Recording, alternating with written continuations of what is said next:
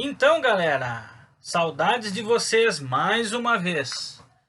Hoje é dia da gente começar um conteúdo novo, a Baixa Idade Média. E nós vamos falar na aula de hoje basicamente sobre dois assuntos. Um pouquinho mais simples, que são as inovações tecnológicas que ocorrem lá por volta do ano 1000 na Idade Média. E o segundo assunto, um pouquinho mais complexo, e vocês vão ter que prestar um pouquinho mais atenção, porque ele tem mais implicações com os conteúdos que vão vir, para que a gente comece a articular as coisas, as cruzadas. Fechou, pessoal? Vamos para nossa aula?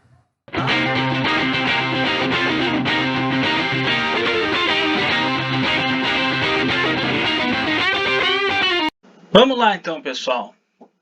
Vamos começar a nossa aula aqui sobre a Baixa Idade Média, né, e a crise do feudalismo, falando de algumas inovações tecnológicas que vão ocorrer lá por volta do século XI, a partir do ano 1000, na Idade Média.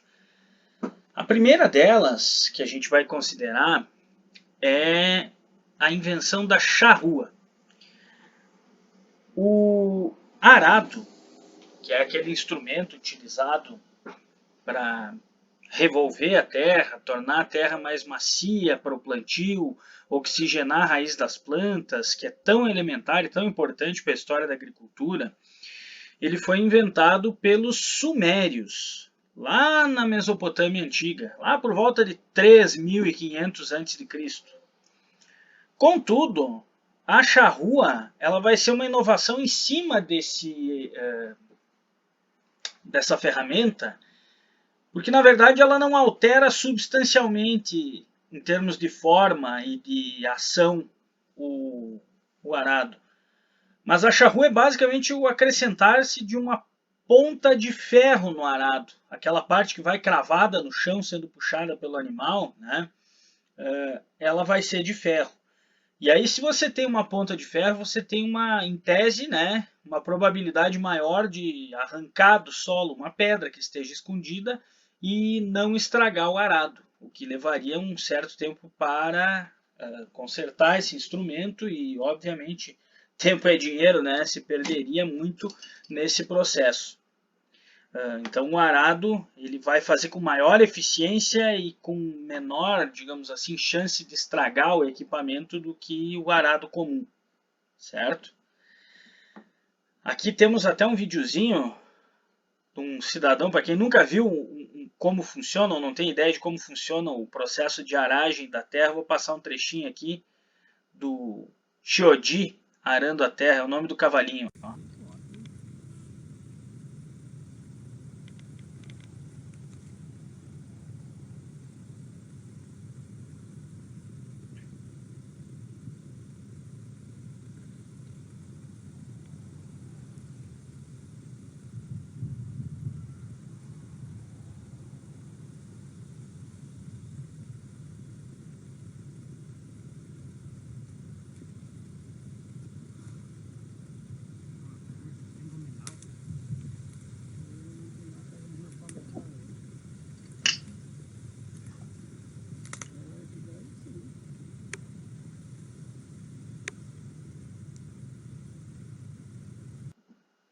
Bom, para quem nunca tinha visto, já é melhor do que nada, né? E é bem interessante, assim, um processo muito simples, que aparentemente é fácil, né? Mas eu acho que é mais fácil para o cavalo ou para a junta de bois, dependendo da terra, do que para nós, né, gente? Já pensou nós temos que puxar aquilo ali arrastando na terra? O animal tem muito mais força, certo? Mas talvez a grande inovação, a mais importante inovação tecnológica dessa época, seja a rotação trienal de culturas. Isso aqui que vocês estão vendo na imagem é uma espiguinha de trigo. Como é que vai se elevar a produtividade de grãos de trigo em cada espiga? Basicamente da seguinte forma. Vocês estão vendo ali na figura ao lado que nós temos três bolinhas, né, representando 3 anos diferentes e uma separação em 3 partes do terreno. Cada ano nós vamos plantar um cereal ou vamos deixar em descanso uma parte do terreno, fazendo a rotação que vai fechar lá no final do 3º ano, né, uma rotação trienal, onde todos os elementos passam por todas as partes do terreno. Isso vai fazer com que o solo não se desgaste tanto com o mesmo cereal, que vai absorver, por óbvio, mais ou menos os mesmos nutrientes todos os anos da mesma parte do terreno. Se você tem um cereal diferente a cada ano, você tem tempo de esse terreno reconstituir na sua terra, né, os nutrientes necessários especificamente para aquela planta. Então, nesse sentido, nós vamos ver que a planta tendo mais, literalmente mais comida, ela vai produzir mais. Isso vai aumentar cerca de 150% a produção. Vai passar de 2 grãos em média por espiguinha para cada espiga, no caso, e para 5 para cada espiga. Gente, isso é muito pouco. Eu sei, cada um que já passou na sala da mãe lá, pegou um pouquinho de trigo e viu que estava cheia as espiguinhas, deve considerar que nós estamos em 2020 e que a tecnologia para o plantio no campo de 2020 é infinitamente maior do que a que nós usávamos 1000 anos atrás. Então, o tipo de tecnologia que nós temos hoje, com adubação, com máquinas no plantio, etc., com engenheiros agrônomos atuando na lavoura, ela é infinitamente superior e produz muito mais. Para vocês terem uma ideia, aqui nós temos um dado até de que se produz cerca de 40 grãos por espiga hoje, numa lavoura de alta tecnologia. Ok? Mas de qualquer forma, se os caras comiam 2 quilos, eles vão passar a comer 5 a partir desse momento. Então há um aumento bastante considerável na produção. E óbvio, vamos fazer um cálculo rápido aqui. Mais gente, mais comida, ok? Aliás, mais comida, mais gente. A ordem dos produtos, nesse caso, altera, né, o resultado. Olha só, tem uma outra coisa que passou a ser utilizada, né, um novo sistema de tração para os animais que judiava menos dos bichinhos e, obviamente, aumenta o tempo de vida deles. A colheira, essa peça que nós temos aqui à direita, ela passou a ser utilizada nos cavalos que antes puxavam, né, as carroças pelo pescoço. Agora eles vão conseguir puxar pelo peito. E aí nós vamos ver que eles vão conseguir fazer isso com maior facilidade. Se vocês têm alguma dúvida disso, é só pendurar a mochila no pescoço para vir para a aula e depois no outro dia usar ela normalmente, que vocês vão ver que tem uma diferença bastante significativa aqui. Ok? E por último aqui nós vamos falar dos moinhos d'água ou dos cataventos, né? Que vão aumentar e muito a eficiência da moagem dos grãos, porque você não precisa ficar usando o soque o dia inteiro, né? Se desgastando e perdendo tempo. Você pode fazer outras coisas, desde que você bote lá o seu cesto de grãos e o vento vai fazer esse serviço para você. Vai girar as pás ali, vai fazer com que o sistema de soque seja acionado cada vez que elas girarem, e quando você voltar a buscar lá os grãos, eles vão estar, no caso, já sob forma de farinha, né? Também nós vamos ver que nós temos moinhos feitos a partir de rodas d'água. Aqui tem um videozinho para mostrar para vocês, ó.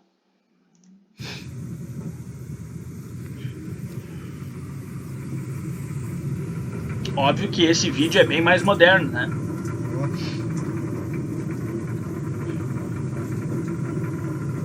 Muito bacana, tio.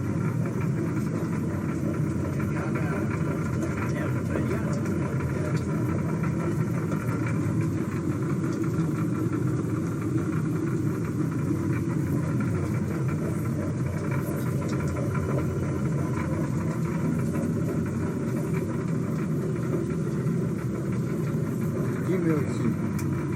Filma aí. Bom, chega, né? Tá bom? Olha só. Ainda sobre as consequências desse aumento tecnológico, dessas revoluções tecnológicas, nós vamos ver que a população europeia vai crescer bastante. Ela vai saltar de 46 milhões em 1050 para 50 milhões em 1150 e 61 milhões em 1300. E esse aumento da população e da produção, obviamente, vai aumentar o volume de pessoas e o tamanho das cidades e do comércio, correto? Bom, agora nós vamos falar de um outro assunto. Nós vamos retornar a falar aqui dessa parte mais específica do aumento das pessoas quando a gente falar do comércio, mas fica para a próxima aula. Agora nós precisamos falar de um outro elemento que vai afetar isso, que são as cruzadas. Fechou? Olha só. Em 1076, os turcos otomanos vão conquistar a cidade de Jerusalém e vão proibir a entrada dos cristãos, os turcos otomanos que eram muçulmanos, correto? E isso vai fazer com que eles comecem a tomar vastas regiões que anteriormente eram do Império Bizantino, ou aquilo que a gente já falou em aula lá, o antigo Império Romano do Oriente. E aí vocês vão lembrar que existe mais de um papa, né? Esses caras eles eram de língua grega na sua igreja. Tinha um papa em Constantinopla, um papa em Roma e um papa em Alexandria. Só que se a gente lembrar lá que os muçulmanos tomaram Alexandria e depois vão invadir, inclusive, a Península Ibérica, lá, como a gente já viu, né? Depois o nosso amigo lá, o Carlos Martel, impede eles de dominar a Europa.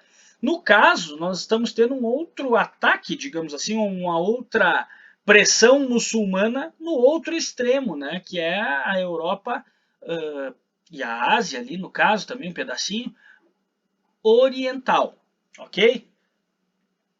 Como esses caras começaram a ameaçar vastas regiões do Império Bizantino, e o Império Bizantino tinha rompido com a Igreja de Roma, mas era uma igreja cristã também, o imperador Aleixo I se socorreu do Papa Romano, falou com o Papa Romano, pediu ajuda para ele, obviamente, e aí a gente vai ver que o Papa Urbano ele vai convocar os cristãos do Ocidente a se unirem em batalha contra os infiéis. Obviamente, né? Isso vai abrir espaço para o Papa Urbano II e para a Igreja colocarem em prática um plano que eles tinham, basicamente, que é a reconstrução do Império Romano. Eles já tinham até o imperador, que é, no caso, o próprio Papa, que é o que sobra, a Igreja é o que sobra do Império Romano. Né? E aí a gente vai ver aqui, ó, no mapinha, nós temos em salmão, aqui um pouquinho mais escuro, Greek Orthodox Church, a Igreja ortodoxa, grega, né? E a Igreja Romana ela domina a região que está em amarelo aqui. Igreja ortodoxa que existe até hoje. Os povos eslavos do leste europeu são cristãos ortodoxos. Mas no caso ela vai ter origem aqui na Grécia e na região do antigo Império Romano do Oriente. Né? Então, enquanto a Igreja Romana fala e escreve em latim, a Igreja ortodoxa fala e escreve em grego. Mas nesse caso aqui, os romanos estavam começando a crescer as asinhas para cima do território ortodoxo, imaginando que eles poderiam invadir essas regiões, expulsar os infiéis e ficar com elas sob o seu comando. Então, o Papa vai pretender estender o catolicismo até o Oriente, conquistando até mesmo parte da atual Síria. E a gente vai ver que isso também vai, digamos assim, reunificar o cristianismo, já que eles tinham rompido, né, alguns anos antes, em 1054, quando houve o famoso cisma do Oriente, em que as duas igrejas, que apesar de terem estruturas diferentes, elas eram ainda, se consideravam ainda igrejas católicas ou cristãs, no caso, né, houve essa ruptura. E agora, já logo na sequência, a Igreja Ortodoxa acabou tendo que pedir ajuda para a Igreja de Roma em função da invasão muçulmana aqui, turca, otomana. E tudo que está em verdinho aqui é do Islã, ó, pessoal, só para não se perder no mapa aqui, ok? Bom, o Aleixo I e o Urbano eles vão conseguir juntar grana para compor um grande exército cristão, né? E vão convocar homens de todos os lugares da Europa. E aí vai acontecer uma coisa interessante, esses caras vão lutar em nome do Altíssimo, como eu sempre digo, né? Em nome de Deus, em nome da sua religião cristã, e vão utilizar como símbolo cruzes bordadas nas suas roupas. E por isso essas expedições vão ficar conhecidas como cruzadas, por causa dos soldados que usavam cruzes, certo? Mas a igreja, óbvio, não era nem a única e nem somente, não era a única, por óbvio, não era digamos assim, a mais ingênua das interessadas nas cruzadas. Nós vamos ver que tinham outras classes, outras pessoas aí que estavam interessadas no acontecimento das cruzadas. A saber, as famílias nobres elas vão começar a buscar terra para os seus filhos. Vocês lembram que quem fica com a terra, quem herda a terra do pai, o feudo e a posse, o título de vassalagem ali, é sempre o primogênito, o filho homem mais velho. Mas esses caras começaram a viver mais, tinha mais comida, lembram? E daí a gente vai ver que muitos filhos que sobreviviam, obviamente os nobres com maior chance de sobreviver, né? Afinal de contas, eles tinham mais comida do que os servos. Isso tudo vai resultar em famílias muito grandes e os pais procuravam conquistar terras para os seus filhos, para não deixá-los deserdados, dar somente para o filho mais velho. E isso começou a provocar muitas guerras dentro da Europa. Óbvio, as cruzadas agora vão ser um prato cheio para quem quer conquistar algum pedaço de terra, correto? A igreja também vai se beneficiar disso no sentido de que muitos dos feudos que eram atacados por esses nobres eram da igreja. Então, nesse sentido, a igreja vai estimular que essas pessoas vão para o Oriente para conquistar mais terras. E nós temos também, especialmente aqui na Itália, nós temos duas cidades no topo da Itália, ali no cano da bota, lá em cima, Gênova e Veneza, mas tem muitas outras aqui, como a gente vê no mapa. Né? Mas essas duas em especial são as mais ricas, elas querem conquistar os portos do Oriente, porque elas já têm comerciantes, uma incipiente burguesia aí que estava começando a ganhar dinheiro e que tinha interesse em monopólio sobre esses portos no Oriente. Monopólio é a exclusividade, a posse, correto? Então, a gente vai ver que eles também vão gastar algum dinheiro e botar algum cristão em barco aqui para chegar lá na região da Terra Santa, porque eles tinham esses interesses, certo? E aí a gente vai ver que ocorreram pelo menos 8 grandes cruzadas que saíram da Europa entre os anos de 1096 e 1270. Né? E aí a gente vai ver que, óbvio, houveram ganhos imediatos com as cruzadas, algumas foram com muita gente, com 1 milhão de pessoas. Imaginem uma invasão de 1 milhão de pessoas, é muita gente. Né? Jerusalém vai, por exemplo, ser reconquistada, né, pelos cristãos, mas depois vai ser reconquistada, se é que dá para dizer isso, né, pelos muçulmanos. Eles vão tomar de volta dos cristãos. Os pequenos reinos cristãos, aqui nós temos alguns mapas ó, que se formaram. Eles vão desaparecer, eles não vão se manter por muito tempo. Né? Então, se há alguns ganhos imediatos, na prática ela não vai ser muito eficiente, essa invasão que a gente chama, ou essas invasões que a gente chama de cruzadas. Mas vão provocar muitas transformações, principalmente na Europa. Apesar de elas acontecerem fora da Europa, ou invadirem territórios fora da Europa, elas vão mudar muito mais a Europa do que fora da Europa. Olha só. Elas vão enfraquecer o sistema feudal, porque os senhores feudais que vão mandar seus homens para a guerra e vão ter que bancar isso, eles vão se endividar. E aí a gente sabe, né, que uma das possibilidades que acontecem quando você vai para a guerra é morrer. Outra, quando você vai para uma guerra a milhares de quilômetros de distância, é você não voltar, mesmo que você não morra. Então você vai ter um grande desperdício de dinheiro aqui. E esse endividamento ele vai cobrar seu preço no caso dos senhores feudais, né? Seja pela morte, pela fuga dos servos. Algumas terras no norte da Europa chegaram a ficar despovoadas de tanta gente que foi para as cruzadas. Né? Outra coisa que vai acontecer que não era comum na Idade Média e que vai começar a acontecer a partir das cruzadas e que vai mudar muito o jeito de viver dos europeus é o revigoramento do trânsito no mar Mediterrâneo. As pessoas nasciam, viviam e morriam dentro dos feudos. No máximo saíam para brigar de vez em quando um com o outro ali. Então era uma vida muito voltada para a unidade produtiva, para os feudos. Agora não. Agora vai ressurgir o comércio. E ao ressurgir o comércio, bom, nem o servo, nem o nobre, nem os caras do clero fazem comércio. Tem uma classe específica de pessoas aí surgindo. Anotem na testa isso é muito importante. Vai surgir ou vai começar a surgir uma classe de comerciantes.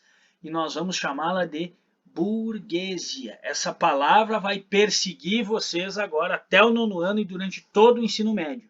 Entender quem é e o que faz essa burguesia vai ser um dos focos do nosso trabalho daqui para frente. Dá para adiantar, né, que ela surge como uma burguesia comercial, ela faz comércio. Isso nesse primeiro momento.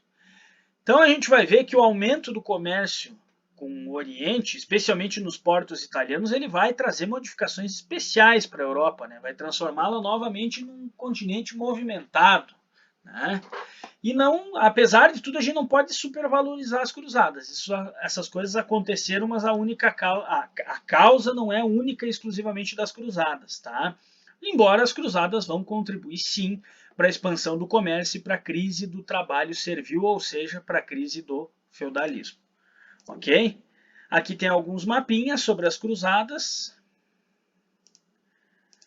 E aqui teria um videozinho que nós vamos pular, até porque senão o YouTube vai cortar o nosso vídeo, que vai dizer que nós estamos usando o trailer, que seria do filme Cruzadas. Mas fica a dica aqui, digitem lá filme Cruzadas trailer, e vocês vão assistir, ele é bem legal, esse trailerzinho aqui. Eu até acho que já passei num outro conteúdo para vocês anteriormente ali. Ok? Botei o trailer inteiro, inclusive, no vídeo. Certo, pessoal? Até a aula que vem, e nós vamos seguir falando daí de comércio. Ok?